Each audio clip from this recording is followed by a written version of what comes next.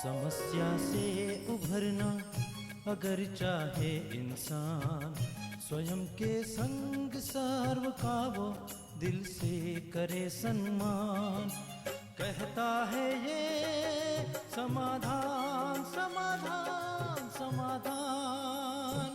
समस्या से उभरना अगर चाहे इंसान, स्वयं के संग सर्व का वो दिल से करे सम्मान। कहता है ये समाधान समाधान समाधान समाधान समाधान समाधान।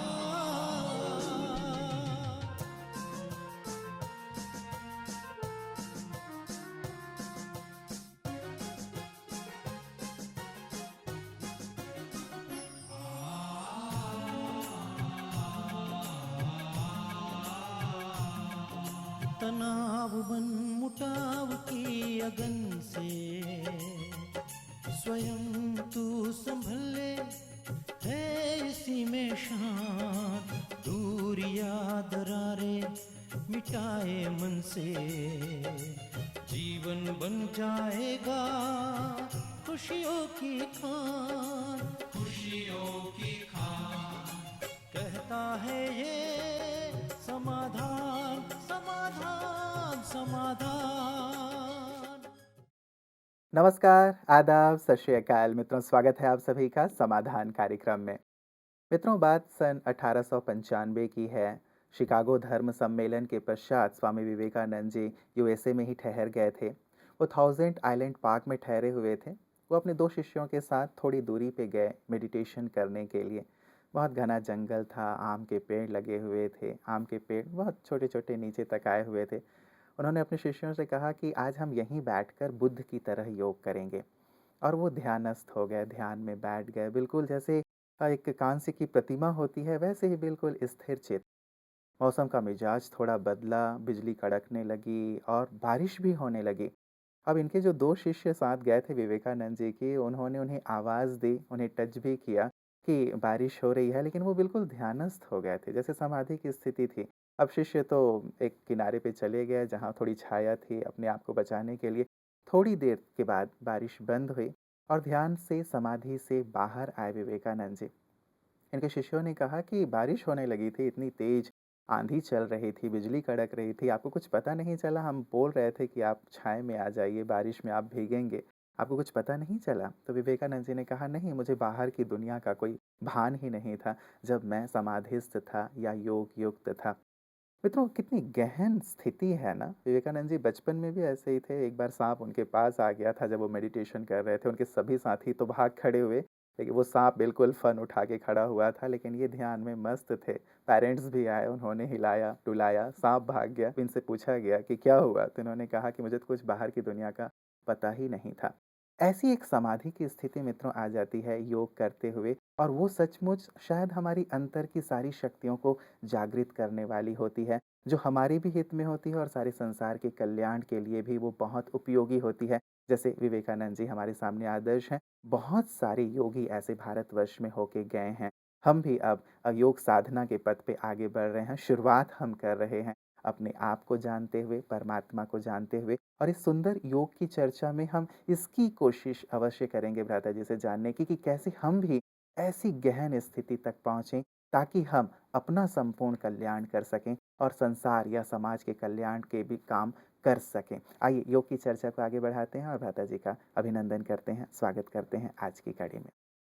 भ्राता जी, बहुत बहुत स्वागत है। थैंक्स। ये स्थिति तो बहुत ऊंची है भ्राता जी, जो हमारे साधु संतों महात्माओं की या विवेकानंद जी की जैसी मैंने बात कही, लेकिन हम शुरुआत कर रहे हैं। और कल जैसे आपने बात कही थी तो कुछ बाहरी चीज़ों की मुझे आवश्यकता महसूस हो रही थी भ्राता जी, जानकारी लेने की। उससे पूर्व यदि आप कुछ कहना चाहें इस विषय पे। हाँ, देखिए, ये ऐसी स्थिति है कि साधु संतों में भी हज़ार में से एक को प्राप्त होती है। जी। कई-कई बार तो ऐसा कहेंगे कई हज़ारों में से एक को प्राप्त होती है। क्योंकि इसमें मनुष्य को बहुत अंतर्मुखी होना पड़ता है। सभी रसों से, सभी इच्छाओं से, कामनाओं से ऊपर उठ जाना पड़ता है। केवल एक ही लक्ष्य की ओर चलना पड़ता है और उसको सिद्ध करने के लिए जो कुछ त्याग करना पड़े, जो साधनाएँ करनी पड़ें, जितनी देर बैठना पड़े वो सब करते हैं। तो हम लोग कर्मयोगी हैं, गृहस्थ में रहते हैं, सभी लोग अपने-अपने कार्यों में रहते हैं, बच्चे हैं, पढ़ते हैं। अगर कर्म में इसको अभ्यास में लाया जाए, हुँ, तो जब मनुष्य बैठेगा तो उसकी ये मग्न अवस्था बन जाएगी। इसको ही बाबा ने कहा है, प्रभु प्रेम में लवलीन होना। जी। यानी न अपने देह की, न आसपास की आहट की, नाद की और किसी चीज़ की कोई प्रतीति नहीं, कोई उसका इफ़ेक्ट नहीं। कर्म कर रहे हैं लेकिन ऊपर स्थित हैं। ये स्थिति लंबे अभ्यास के बाद आ बन जाती जाती है। है। चलिए तो वहाँ तक हम भी ज़रूर पहुँचेंगे साधना करते-करते, अभ्यास करते-करते हम भी चखना चाहेंगे उस परम रस को, उस परम आनंद को। लेकिन भ्राता जी जैसे आपने एक बात कही तो जब भी हम योग की बात करते हैं, तो एक आम व्यक्ति के मन में यही भाव आता है कि हम बैठें, थोड़ी देर एकांत में बैठें, अपने सब काम-काज से निवृत्त होकर के बैठें, उसके बाद योग करें। तो आप क्या सजेस्ट करेंगे? ऐसे बैठ के हमें योग करना है जब हम शुरुआत कर रहे हैं तो? या फिर जैसे आप लगातार कल भी कह रहे थे कि हम चलते-फिरते काम-काज करते हुए भी योग कर सकते हैं। यदि दोनों करना है तो कैसे करें? देखिए, जब मनुष्य सारा दिन काम करेगा और शाम को बैठेगा, जी। तो बहुतों के साथ क्या होगा कि काम-काज में जो कुछ घटा, वो सीन सामने आते रहेंगे। हुँ, किसी से कुछ व्यवहार हुआ, गड़बड़ हुई, किसी ने इंसल्ट कर दी, कोई हर्ट करने वाली बात आ गई, उसका चिंतन मन में चलता रहेगा। कभी-कभी मनुष्य उसको दूर करने में सफल हो जाता है, लेकिन कभी-कभी वो इतना हावी हो जाएगा कि आपको लगेगा योग करना भी भारी हो गया, दिमाग भारी कर दिया, टेंशन हो गई। हुँ, इसलिए जिसको योग के मार्ग पे सफल होना चाहिए, उसे एक तो अपनी दिनचर्या को सुंदर बना लेना चाहिए। अपने काम-काज को भी ठीक ढंग से मैनेज करना चाहिए। ऐसे नहीं सवेर से लगे हुए और रात के 12 बजे तक लगे हुए हैं। ये अत्यधिक लौकिकता एक योगयुक्त व्यक्ति के लिए उचित नहीं है। इसलिए 8 घंटा कार्य कर लें, चलो 1-2 घंटा और बढ़ा लें, ज़्यादा ही हो। लेकिन कर्म भी ऐसे ढंग से करें, ये एक बहुत सुंदर कला है कि कर्म निर्लिप्त भाव से करना, कर्म अनासक्त भाव से करना, कर्म निष्काम भाव से करना, ताकि कर्म का इफ़ेक्ट कम से कम हमारे ऊपर पड़े या बिल्कुल ना पड़े। तब कर्म के बाद यदि कोई व्यक्ति योग के लिए बैठेगा तो उसको बहुत ज़्यादा एनर्जी मिलेगी, बल्कि ऐसा लगेगा कि जो उन्हें सारा दिन खर्च की है उस व्यक्ति ने, जी। उससे कहीं ज़्यादा उसने गेन कर ली। हुँ, हुँ। लेकिन बहुतों के साथ ये नहीं होगा, जब वो बैठेंगे तो कर्म की याद आएगी, किसी व्यक्ति की याद आएगी। इसलिए सवेरे जल्दी उठकर 1 घंटा अपने को देना ही चाहिए। उस 1 घंटे में भिन्न-भिन्न तरह से योग अभ्यास भी करें। मैं भिन्न-भिन्न क्यों कहता हूँ, हालाँकि बात वही है जो कल हमने चर्चा में लाई। लेकिन मनुष्य का मन ऐसा है, एक ही तरह से अभ्यास करते हुए वो लंबे समय तक उसको एन्जॉय नहीं करेगा, उसमें बोरडम हो जाएगी। हुँ। इसलिए भिन्न-भिन्न तरह से यदि अभ्यास किया जाएगा, जिस पर हम आगे चर्चा करेंगे, तो योग एक आनंद का विषय होगा। तो सवेरे उठकर 4 बजे उठें, बहुत अच्छा योग अभ्यास कर लें, सुंदर चिंतन से अपने को भरपूर करें, क्योंकि योग अभ्यास के लिए ज्ञान के बल की परम आवश्यकता होती है, ताकि जो विचार हमारे मन में आए, ज्ञान के द्वारा हम सहज भाव से उनको हटाते चलें।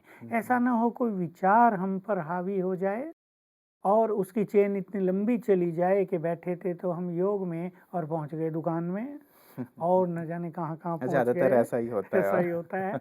तो सुंदर चिंतन, हुँ, क्योंकि मन की एक गति है, इस बात को हमारे सभी भाई-बहनों को जान लेना चाहिए, बल्कि सारे संसार को जान लेना चाहिए। हम यदि मन में सुंदर विचार क्रिएट करेंगे, तो मन के बाकी विचार समाप्त हो जाएँगे। मनुष्य क्या करता है कि विचारों को कंट्रोल करना चाहता है। हुँ। और इसमें होता है संघर्ष। विचारों को कंट्रोल करने से कहीं अच्छा है अच्छे कि विचार नए दिया विचार जाए। क्रिएट करें, जी, जी। क्योंकि ब्यूटीफुल विचार या बहुत एलिवेटेड थॉट्स या मन को आनंदित करने वाले विचार, ये मन की खुराक है। जी, और जी। जब मन इनको खाकर तृप्त हो जाता है, तब वो स्थिर हो जाता है। तो सवेरे उठकर बहुत अच्छा चिंतन करें, अपने भाग्य की स्मृति लाएँ, हम उस पे आएँगे थोड़ी देर में। सवेरे उठ के हमें क्या-क्या करना चाहिए और फिर बैठकर अच्छा अभ्यास करें, उसमें कई तरह से अभ्यास करके ताकि सवेरे 1 घंटे में अपने को व्यक्ति चार्ज कर ले। जी। उसको ऐसा भी लगे प्रभु मिलन हो गया है, उसको ऐसा भी लगे कि बहुत डीप साइलेंस हमारे अंदर हो गई है, आत्मा एक बार आनंद की स्थिति में आ गई है। हुँ, फिर नहाए-धोएँ, तैयार हों, ज़रूरत हो आधा घंटा रेस्ट कर लें अगर थकान फ़ील होती है और फिर ईश्वरीय महावाक्य सुनें और सारा दिन थोड़ा-थोड़ा अभ्यास करते रहें। जी। ये बहुत ज़रूरी है, मान लो कोई इस तरह योग न भी कर पाए जो हमने बताया और बहुत सारी विधियाँ हैं छोटी-छोटी, सारा दिन कोई अपने को 2-4 सुंदर संकल्प देते रहें। इसका फ़ायदा ये होगा कि काम-काज के संकल्प मनुष्य पर हावी नहीं हो जाएँगे, मनुष्य निर्लिप्त भाव में रहेगा और सारा काम करते भी उसे शाम को ऐसी फीलिंग होगी कि मानो उसने कुछ नहीं किया। और ऐसा ही हमें चाहिए वास्तव में, क्योंकि हम थोड़ा-सा काम करते हैं और बहुत भारी हो जाते हैं, या चलिए आजकल बहुत भाग-दौड़ है, बहुत भारी-भारी काम है। लास्ट में आके ऐसी स्थिति हो जाती है कि बस बिस्तर ही दिखाई देता है कि 2 रोटी मुझे खिलाओ और मैं बिस्तर में चला। शायद यहाँ कर्म का जो प्रभाव है वो हम पे नहीं पड़ेगा। लता जी, एक चीज़ जैसे आपने कहा सुबह उठ कर के 4 बजे उठ कर के ये सुंदर अभ्यास किया जाए। मान लीजिए मैं नहीं उठना चाहिए, मुझे अच्छी आदत है, लेकिन मैं नहीं उठ पाता। 5, 6, 7 बजे उठ पाता हूँ मैं, 8 बजे उठ पाता हूँ चलिए। तो क्या उस समय भी उठ कर के मैं ऐसे ही ध्यान की अवस्था में पहुँच सकता हूँ या अभ्यास कर सकता हूँ? देखिए, भगवान ने अपनी ओर से एक अपॉइंटमेंट दे दी है हुँ, कि ये 4 बजे का समय या उससे थोड़ा पहले का समय, 3 बजे का, ढाई बजे तक, जी। ये तुम सब आत्माओं के लिए मुझसे मिलन करने का है। क्योंकि उस टाइम प्रकृति शांत है, माहौल बिल्कुल शांत है और मनुष्य ने भी रेस्ट कर लिया है तो उसका मन भी कंपैरेटिवली शांत है। तो उस टाइम योग अभ्यास बहुत अच्छा होगा। जी। जैसे-जैसे समय बीतेगा, अब देखिए 5 बज गए, हुँ, हुँ। अब भक्तों ने घंटियाँ बजानी प्रारंभ कर दी, भगवान को याद करना शुरू कर दिया, तो भगवान उन्हें भी तो कुछ देगा ना। हुँ। अब बारी होती है भक्तों की। अब 6 बज गए, अब और भी मंदिरों में जय-जयकार होने लगी, लोग उठने लगे, काम-काज चालू हो गया, 7 बज गए, 8 बज गए, तो वाइब्रेशंस में दूसरी चीज़ हो गई। जो सवेरे था वो नहीं रहा। अब एक व्यक्ति घूमने चले सवेरे 5 बजे, उसका अनुभव, और एक व्यक्ति घूमने चले 8 बजे जब पों-पों हो रही हो, डीजल का धुआँ उड़ रहा हो, लोग भी ऐसी-वैसी, कोई कूड़ा डाल रहा हो, कोई जी, कुछ कर जी, रहा हो, जी, कितना अंतर हो जाएगा। हुँ, तो हुँ। इसलिए योग अभ्यासी को अपनी दिनचर्या ऐसी सेट करनी चाहिए कि वो 10 साढ़े 10 बजे तक विश्रामी हो और 4 बजे उठे और प्रभु मिलन का सुख अच्छा, ले। आनंद ले। लता जी, एक चीज़ जो आपने कही कि भक्त भी घंटी बजाने लगते हैं, बहुत सारे लोग जाग जाते हैं, भगवान भी बिज़ी हो जाते हैं, लेकिन वो तो सर्वशक्तिवान है ना? उनके लिए तो ये लिमिटेशन नहीं होना चाहिए कि चलो अब मैं भक्तों के पास जा रहा हूँ, अब तुम आराम करके उठे हो, तुम थोड़ा वेट करो, ऐसी स्थिति तो नहीं होनी देखिए, चाहिए। ठीक कहा आपने। जी। जैसे हम चर्चा कर रहे थे कि जब हम उसे विजुअलाइज करते हैं हाँ, हाँ। तो उसकी एनर्जी हमको आने ही लगेगी। जी। लेकिन जितनी देर होगी हुँ। हमारा विजुअलाइजेशन भारी पड़ेगा। और शायद प्रकृति का इफ़ेक्ट हम हाँ, पे आने प्रकृति का लगेगा। इफ़ेक्ट जी, जी। आएगा और जब मनुष्य देर तक सोता है ना, हुँ, तो हुँ। सत्य तो ये है कि उसकी नींद नहीं होती, वो सुस्ती होती है, हुँ। तंद्रा जैसी होती है। एक बहुत ऐसी बुरी स्थिति होती है कि जिसमें तन ही सुस्त नहीं, मन भी सुस्त हो जाता है। जब वो उठेगा भारी-भारी सा, अब वो कहाँ कंसंट्रेट करेगा? जी, जी। होगा ही नहीं। जी, जी। इसलिए सवेरे का सुंदर समय है हुँ, हुँ। जिसमें हम अपने को एनर्जेटिक कर सकते हैं। जी। देर से उठने पे तो थोड़ा बहुत अभ्यास किया जा सकता है, लेकिन फिर बहुत अच्छी तरह फ्रेश होकर, मान लो कोई व्यक्ति 8 बजे ही उठा, बिल्कुल फ्रेश होकर थोड़ी देर ईश्वरीय महावाक्यों का अध्ययन करके अपने विचारों को फ्रेश करे, फिर आधा पौना घंटा योग अभ्यास कर ले, तो उससे भी आत्मिक संतुष्टि होगी। होगी। मतलब यदि किसी कारण से देर से भी उठना हुआ तो निराश ना हो, क्योंकि बहुत सारे मेल्स जो हमारे पास आते रहे हैं लता जी अब तक समाधान में, उनमें से यही रहा है कि बहुत लोग बहुत कोशिश करने के बाद भी नहीं उठ पाते। तो वो लोग भी बाद में भी इसका अभ्यास ज़रूर करें, शाम को निराश होने की बजाय। शाम को भी बहुत सुंदर समय होता है। जी, जी। देखिए 6 से साढ़े 7 का समय हुँ, हुँ। इवनिंग में, हुँ। ये बहुत सुंदर है जब सूरज ढलने लगता है, जी। पुनः एक बार प्रकृति शांत होने लगती है। मनुष्य का मन भी, अगर मनुष्य अपने को ऑब्जर्व करे और 10 मिनट 15 मिनट भी शांत में बैठने की आदत डाल ले, तो उसको महसूस होगा कि उस समय 6 बजे, साढ़े 6, 7 मन गहन शांति की ओर जा रहा है। तो ऐसे व्यक्ति जो सवेरे नहीं कर सकते, उन्हें शाम को थोड़ा समय आधा घंटा भी अवश्य निकाल लेना चाहिए और राजयोग का अभ्यास अभ्यास करना मतलब चाहिए। 2 विशेष समय हो गए ब्रदर जी, हाँ। एक तो सुबह जैसे आप 4 बजे का समय कह रहे हैं और एक शाम का समय है जिसमें विशेष बैठ के अभ्यास किया जाए और दिन में भी विविध प्रैक्टिसेस की जाएँ। मैं ज़रूर इस पे आऊँगा ब्रदर जी कि क्या-क्या विविध योग के अभ्यास हो सकते हैं, जैसे कल आपने कराया था और साथ ही साथ योग की क्या स्टेजेस हो सकते हैं, उस पे भी हम प्रकाश लेंगे। लेकिन पहली जो मूल चीज़ एक बाहरी तौर पे व्यक्ति देखना चाहता है कि एक आँख बंद करने और खोलने वाली बात में कइयों को भी कन्फ्यूज़न की स्थिति होती है ब्रदर जी। अब तक हम जो योग करते आए हैं, उसमें आँख बंद करके योग करते रहे हैं। लेकिन यहाँ जो राजयोग सिखाया जाता है, उसमें आँख खुली रखने को कहा जाता है।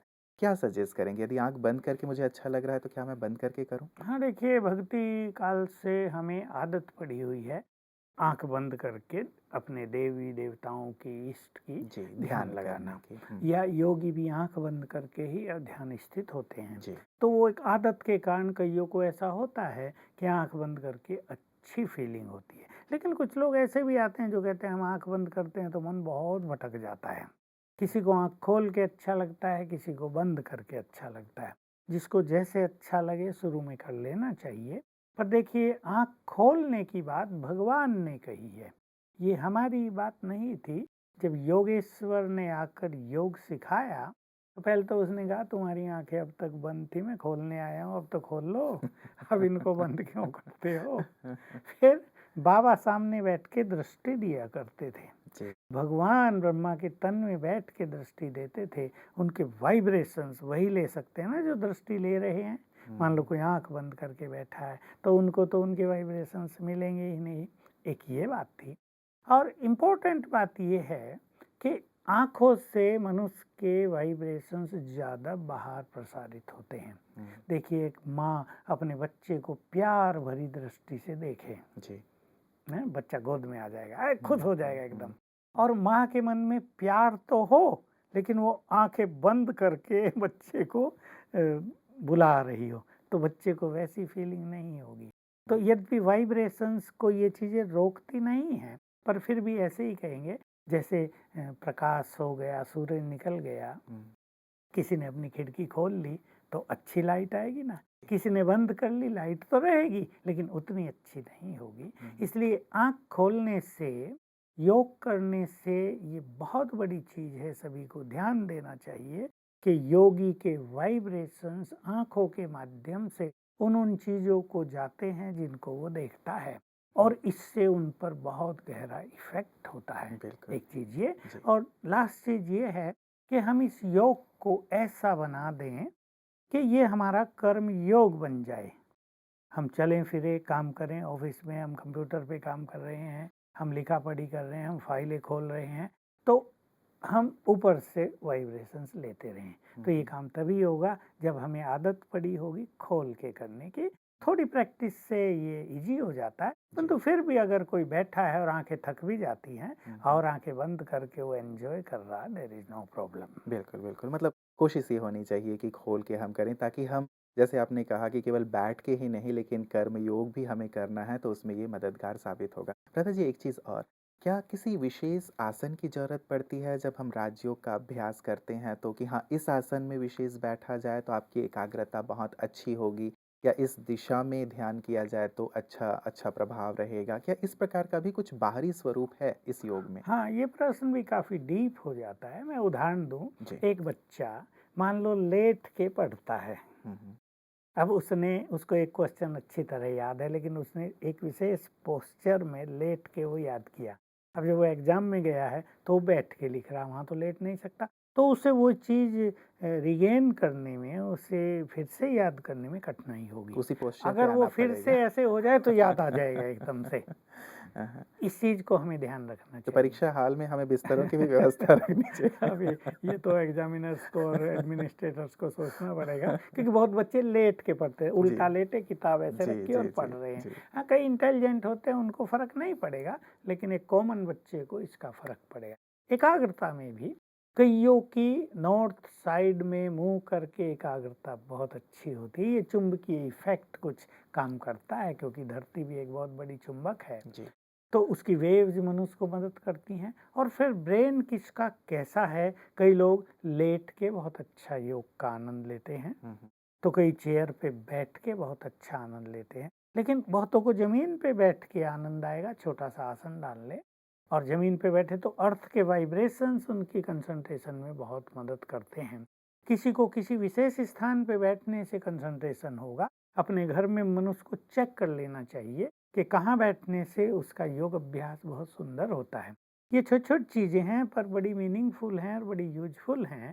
इनका भी हम प्रयोग कर सकते हैं, लेकिन हमें हर चीज़ में आदत डालनी चाहिए। हम लेटे हैं तो भी जैसे ऊपर से शिव बाबा के वाइब्रेशंस आ रहे हैं। हम भोजन कर रहे हैं, फाउंटेन पड़ रहा है। हम टेबल पर बैठकर काम कर रहे हैं तो अभी ऊपर से फाउंटेन पड़ रहा है। हम इधर बैठे उधर बैठे, अभी नॉर्थ की दिशा में सदा तो मुंह हमारा रहेगा नहीं। जिस दिशा में भी हम हैं, हम आत्मिक स्वरूप का अभ्यास, जी। स्वमान का अभ्यास, परमात्मा से ऐसे वाइब्रेशंस लेने का अभ्यास हमें हर तरह से कर लेना चाहिए। जी, तो जी। कोई एक बंधन भी हमारे पास न मतलब रहे। इनका कोई विशेष महत्व नहीं है, मूल महत्व हमारे मन का ही मन है और यदि संभव हो तो ये करके भी देख देखा लिया जा सकता है। और एक विशेष चीज़ भ्राता जी, कई लोग कहते हैं कि हम स्नान करके योग करने के लिए बैठें या बिना स्नान करके बैठें, तो इसमें आप क्या सजेस्ट करेंगे? क्या हाथ-पैर धो के भी बैठा जा सकता है या फिर स्नान करना ज़रूरी है? बिल्कुल वही चीज़ इसमें है। कई लोगों के ऐसे अनुभव हैं कि उठते ही उसी पोजीशन में उनकी कंसंट्रेशन बहुत अच्छी होती है। जब वो नहा धो लेते हैं, बहुत सारे विचार तब तक चल जाते हैं, दिक्कत होती है। कईयों के ये फीलिंग है कि वो स्नान आदि कर लें, फ्रेश हो जाएँ, उसके बाद योग अभ्यास बहुत अच्छा होता है। कईयों को ये है बस हाथ मुँह धो लिया, जस्ट फ्रेश हो गए और योग अभ्यास बहुत अच्छा होता है। इसलिए अगर सोच जाना है सवेरे तो उसके बाद स्नान करके ही बैठना चाहिए। लेकिन अगर ऐसी आवश्यकता नहीं है, वॉशरूम ही जाना है, थोड़ा फ्रेश होके फिर योग अभ्यास में बैठें। लेकिन कईयों को क्या होता है कि अगर वो स्नान किए भी ना बैठते हैं तो सुस्ती आती है। रात को भोजन जरा अच्छा कर लिया, समोसे बहुत अच्छे बने थे, डट के खा लिए हैं, तो सुस्ती आएगी। जी। ऐसे में स्नान कर लेने से थोड़ी चुस्ती हो जाएगी। हाँ। इसलिए हर एक को अपने को देख लेना चाहिए, पर जितना हम फ्रेश हों, एनर्जेटिक हों, जी। उतना ही हमारा योग अभ्यास अच्छा होगा। बिल्कुल, मतलब एक प्रकार से देखा जाए कि बिल्कुल। क्या-क्या, कहाँ-कहाँ इसकी संभावना हो सकती है कि जहाँ स्नान करने की ज़रूरत है, कर ही लिया जाए और विशेष करके यदि शौच आदि के लिए जाते हैं, तो योगाभ्यास में इसकी बिल्कुल, ज़रूरत बहुतों को पड़ती ऐसा है। होता है कि उठते ही सोच जाना उन्हें, जी, जी, तो वो जी। जाएँ और नहा धो के फिर योग करें। जी। कई बार पता है जी, यहाँ मैंने देखा है कि जब मेडिटेशन चल रहा होता है तो गीत का सहारा लिया जाता है, कमेंट्रीज़ चलते रहते हैं या कोई सॉफ्ट ट्यून चलती रहती है, लाल लाइट कर दिया जाता है। तो क्या इन सब चीज़ों की भी योग के लिए आवश्यकता है? मान लीजिए मैं अपने घर में या ऑफ़िस में करना चाहता हूँ, तो कई बार ये सारी चीज़ें तो संभव नहीं है कि ये सब चीज़ें मैं ऑफ़िस में करूँ। तो क्या इनके बिना भी योग किया जा सकता है? देखिए, इनके बिना भी किया जा सकता है, लेकिन ये बहुत अच्छी सपोर्टिंग चीज़ें हैं। जब एक मन मन को जो भा रही हो, मन भावन ट्यून बज रही हो, तो मनुष्य का मन एकाग्र हो जाता है। जी। परमात्म प्रेम का कोई गीत बज रहा हो जिसके सुंदर शब्द हमें प्रभु प्रेम में मग्न करते हों, तो हमारा योग अभ्यास बहुत सुंदर हो जाता है।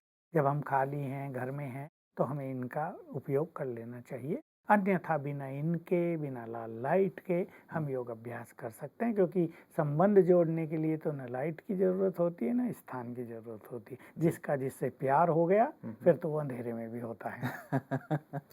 मतलब एक प्यार की आवश्यकता है। जैसे हम कल शायद चर्चा कर रहे थे कि संबंध बहुत ज़रूरी है। पता है जी, जहाँ संबंध होता है, वहाँ ऑटोमेटिक प्रेम की अनुभूति तो होती ही होती है और प्राप्ति की भी अनुभूति होती है। लेकिन अब हमने जब जान लिया, परिचय मिल गया परमात्मा का, संबंधी भी वो हमारे सभी हैं, लेकिन वो जो स्नेह की जो फीलिंग होनी चाहिए या जो एक प्राप्ति की फीलिंग होनी चाहिए, वो मुझे अभी नहीं हो पा रही है।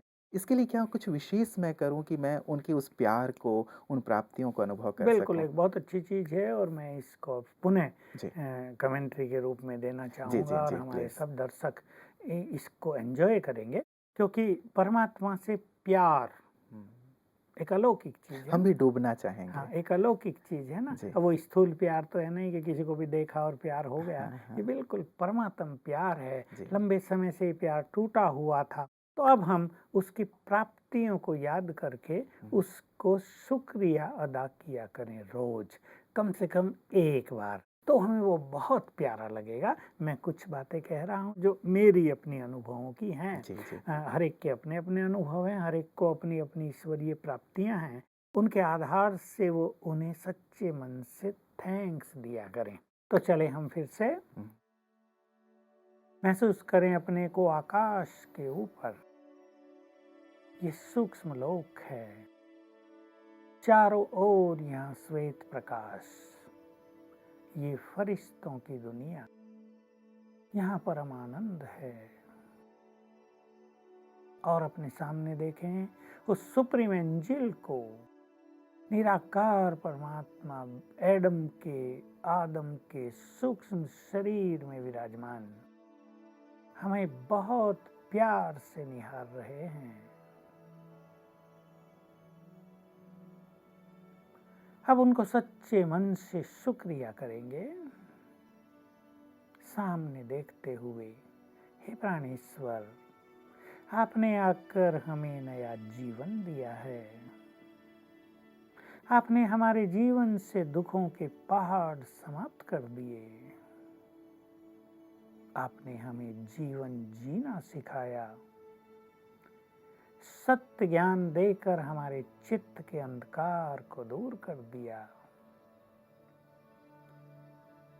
आपने हमारी जन्म जन्म की खोज समाप्त कर दी। हमें हमारी मंजिल का ज्ञान दे दिया। आपको बारंबार शुक्रिया। हे प्यार के सागर, हे परम सद्गुरु, आपने शक्तियों और वरदानों से हमारी पालना की। हम आपको पाकर निहाल हो गए।